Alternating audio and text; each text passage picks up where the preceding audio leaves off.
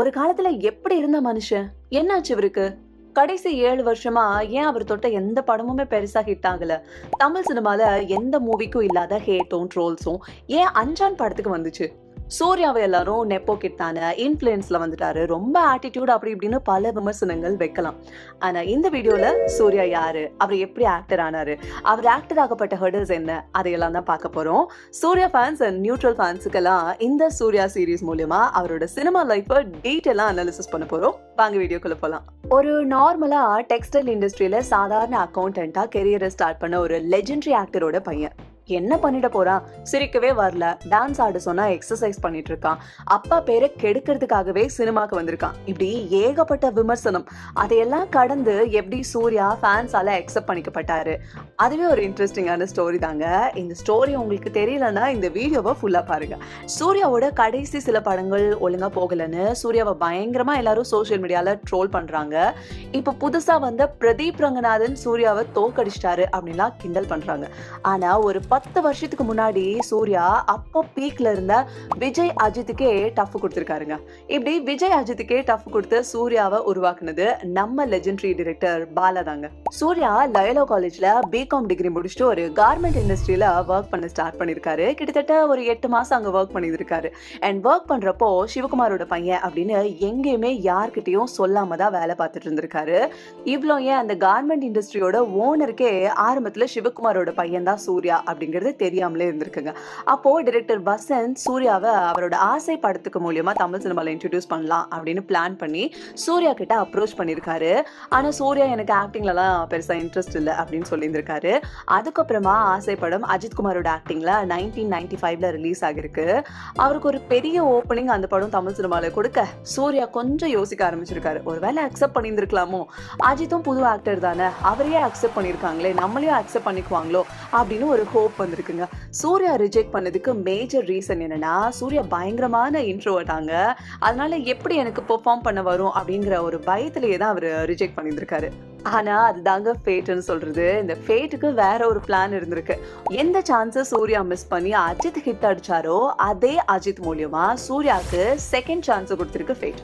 கொஞ்சம் வருஷத்துக்கு அப்புறமா திரும்ப அதே வசந்த் நேருக்கு நேர் அப்படிங்கிற ஒரு மூவியை விஜய் அண்ட் அஜித் குமாரை வச்சு டிரெக்ட் பண்ணலாம் அப்படின்னு பிளான் பண்ணியிருக்காரு.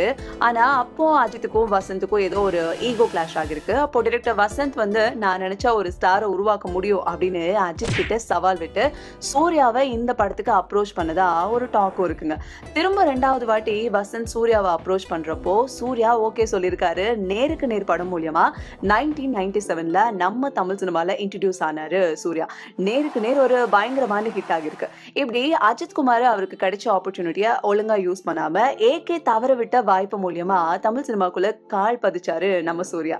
அதை தொடர்ந்து கண்டினியூஸா காதலை நிம்மதி, சந்திப்போமா, பெரியானான்னு ஆக்ட் பண்ணிருக்காரு. 3 படமும் கண்டினியூஸா ஃபெயில் ஆகிருக்கு. சூர்யாக்கு நடிக்கவே தெரியல, அவங்க அப்பா சிவகுமார் பேரை கெடுக்கிறாருன்னா பல பேர் விமர்சனம் பண்ணிருக்காங்க. அது மட்டும் இல்லைங்க, சூர்யாவை நெப்போட்டிசம் கிட்டு அவரோட அப்பாவோட சப்போர்ட்னாலதான் அவர் இண்டஸ்ட்ரிக்குள்ளே என்டர் ஆனாரு.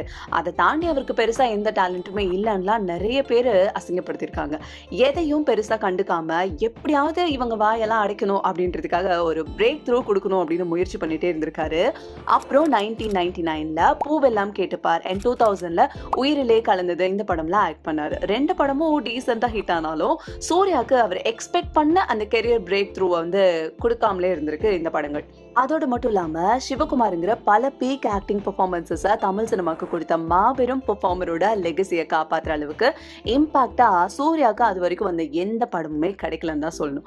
ஆக்டிங்கை சும்மா ட்ரை பண்ணி எக்ஸ்ப்ளோர் பண்ணலாம் அப்படின்னு வசந்த் மூலியமா தமிழ் சினிமாக்குள்ள வந்த சூர்யாவோட லைஃபை மாத்தினதே 2001 இயர் தான். 2001ல ஃபர்ஸ்ட் சூர்யா விஜய் சேர்ந்து நடிச்சு வெளியான படம் தான் ஃப்ரெண்ட்ஸ். ஒரு மிகப்பெரிய பிளாக் பஸ்டர் சக்சஸ்ங்க. தெரிஞ்சோ தெரியாமலோ சூர்யாவோட கெரியர் பிகினிங்ல நம்ம தளபதி விஜயும் அவரோட growthக்கு பயங்கரமா ஹெல்ப் பண்ணிருக்காருன்னு தான் சொல்லணும். ஏன்னா ஸ்டார்டிங்ல சூர்யா இன்ட்ரோடியூஸ் ஆன நேருக்கு நேர் படத்துலயும் விஜய் தான் செகண்ட் லீட். அண்ட் அதே மாதிரி சூர்யாவுக்கு ஒரு பிரேக் த்ரூ தேவைப்பட்டப்போ கரெக்டா ஃப்ரெண்ட்ஸ் படமும் ரிலீஸ் ஆச்சு. ஃப்ரெண்ட்ஸ்ல விஜய் இருந்ததுனால இந்த ஃப்ரெண்ட்ஸ் மூவி மூலியமா சூர்யாவுக்கு ஒரு பெரிய மார்க்கெட் ஓப்பன் ஆச்சு அப்படின்னே சொல்லலாம். அதுக்கப்புறம் 14th நவம்பர் 2001ல பாலாவோட டைரக்ஷன்ல சூர்யாவோட ஆக்டிங்ல வந்த படம் தான் நந்தா. நந்தா தான் சூர்யாவோட கெரியரையே மாத்துச்சு. அண்ட் சூர்யா அவ்வளோ வருஷம் ட்ரை பண்ண பிரேக் த்ரூவும் சூர்யாவுக்கு கிடைச்சதுன்னே சொல்லலாங்க. நந்தா படம் மூலியமா தமிழ் சினிமா ஆடியன்ஸ் மனசுல ரொம்ப ஆழமா பதிஞ்சுட்டாரு சூர்யா. சூர்யா நந்தால கொடுத்த ஆக்டிங் பெர்ஃபார்மன்ஸை பார்த்து பல பெரிய விமர்சகர்களும் ரொம்ப பெருசா பாராட்டியிருக்காங்க. அண்ட் அது மட்டும் இல்லாம சூர்யா இந்த படத்துக்காக அந்த வருஷத்தோட தமிழ்நாடு கவர்மெண்டோட பெஸ்ட் லீட் ஆக்டர் ஸ்டேட் அவார்டும் வாங்கியிருக்காரு. இந்த நந்தா படத்தோட இன்னொரு சுவாரஸ்யமான விஷயம் என்னன்னா, இந்த படத்தை ஆரம்பத்துல அஜித்குமாரை வச்சுதான் பாலா டைரக்ட் பண்ணலான்னு பிளான் பண்ணியிருந்திருக்காரு. ஆனா அஜித்குமார் கிட்ட பாலா நந்தா கதையை நரேட் பண்ணப்போ கதை பெருசா ரெடி ஆகாம இருந்ததுனால ரிஜெக்ட் பண்ணிட்டாரு. அஜித்குமார் என்னெல்லாம் ஆப்பர்ச்சுனிட்டியா மிஸ் பண்ணாரோ அது எல்லாமே சூர்யாவோட ஆக்டிங் கரியருக்கு சாதகமா அமைஞ்சது. நந்தால சூர்யாவுக்கு கிடைச்ச ஒரு பயங்கரமான பிரேக் த்ரூவா ஒன் டைம் வண்டரா அப்படியே விடாம மின்னலே மூலியமா தமிழ் சினிமாக்கு இன்ட்ரோடியூஸ் ஆன கௌதம் வாசுதேவ் மேனன் காக்க காக்க அப்படிங்கிற ஒரு ஸ்கிரிப்ட் ரெடி பண்ணியிருந்திருக்காரு. அண்ட் அதுக்கு ஃபீமேல் லீடா ஜோதிகா தான் அப்படின்னு பிக்ஸ் பண்ணி மேல் லீடுக்காக அப்போ பீக்ல இருந்த விஜய், அஜித், விக்ரம்னு எல்லார்கிட்டையும் பிக்ஸ் பண்ணிட்டு இருந்திருக்காரு. ஆனா யாரும் பண்றதுக்கு ரெடியா இல்லாம இருந்திருக்காங்க. ஜோதிகாவும் ஜீவியமும் நல்ல ஃப்ரெண்ட்ஸ் அப்படின்றதுனால ஜோதிகா சூர்யாவை இந்த காக்க காக்க படத்துக்காக ரெக்கமெண்ட் பண்ணிருக்காங்க. அண்ட் சூர்யாக்கும் இந்த கதை ரொம்ப பிடிச்சு போனதுனால 2002ல ஷூட்டிங்கை ஸ்டார்ட் பண்ணி 2003ல படம் ரிலீஸ் ஆயிருந்திருக்கு. படம் ரிலீஸ் ஆனதும் தமிழ் சினிமாவே பயங்கரமா சூர்யா அண்ட் கௌதம் வாசுதேவ் மேனனை அப்ரிஷியேட் பண்ண ஸ்டார்ட் பண்ணிருக்காங்க. அண்ட் சூர்யாக்கும் ஒரு பெரிய ரீச்சை இந்த படம் வாங்கி கொடுத்தது. இதுல இன்ட்ரெஸ்டிங்கான விஷயம் என்னன்னா, 1999ல சூர்யா ஜோதிகா ஒன்னா பூவெல்லாம் கேட்டு பாரு படம் பண்ணாங்க. அப்பவே டேட் பண்ண ஸ்டார்ட் பண்ணிட்டாங்க. நந்தா படம் பார்த்த உடனே ஜோதிகாக்கு பெரிய கான்பிடென்ட் வந்திருக்கு. அதனாலதான் ஜிவிஎம் கிட்ட கான்பிடென்ட்டா சூர்யாவை ரெஃபர் பண்ணிருக்காங்க. இந்த காக்க காக்க படத்தோட வைப் தமிழ் சினிமா ஆடியன்ஸ் கிட்ட அடங்கிறதுக்குள்ளேயே சூர்யா கெரியரையே டிஃபைன் பண்ண பாலா கூட நந்தா படத்துக்கு அப்புறமா திரும்ப பிதாமகன்ல இணைஞ்சாரு சூர்யா. அண்ட் பிதாமகன் எவ்வளவு பெரிய சக்சஸ் ஆச்சு அப்படிங்கறத நான் சொல்லி உங்களுக்கு தெரியணும்னு அவசியமே இல்ல.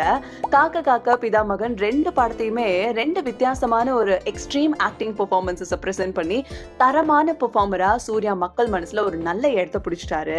சூர்யா இப்போ ரீசெண்டா சொல்லியிருக்காரு, பிதாமகன்ல அவர் பண்ண அந்த மேனரிசம் எல்லாம் சிங்கம் புலி சொல்லி கொடுத்தது அப்படின்னு. சிங்கம் புலி பிதாமகன்ல அசோசியேட்டா ஒர்க் பண்ணிட்டு இருந்திருக்காரு. அந்த கனெக்ஷன்னால தான் அதே கேரக்டர் ரிசம்பிளன்ஸ்ல மாயாவி படம் ரெண்டு பேரும் பண்ணாங்க.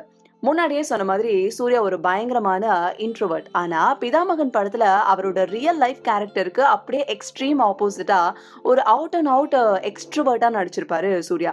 நந்தால ஒரு தரமான ஆக்டரா தமிழ் சினிமாவுக்கு பிரசென்ட் பண்ண பாலா பிதாமகன்ல சூர்யாவை ஒரு பெர்ஃபார்மரா மக்கள் மனசுல பதிய வச்சிருந்திருப்பாரு. அதுக்கப்புறம் கண்டினியூஸா சூர்யா ஒரு வருஷமும் சொல்லி அடிச்சாரு. முன்னாடியே சொன்ன மாதிரி தெரிஞ்சோ தெரியாமலோ சூர்யாவோட ஆரம்ப காலகட்டத்துல வளர்ச்சிக்கு ஹெல்ப் பண்ண விஜயன், அஜித்துக்கு சூர்யா கண்டினியூ பிளாக் பஸ்டர் கொடுத்து அவங்க மார்க்கெட்டுக்கே டஃப் கொடுக்க ஆரம்பிச்சிட்டாரு.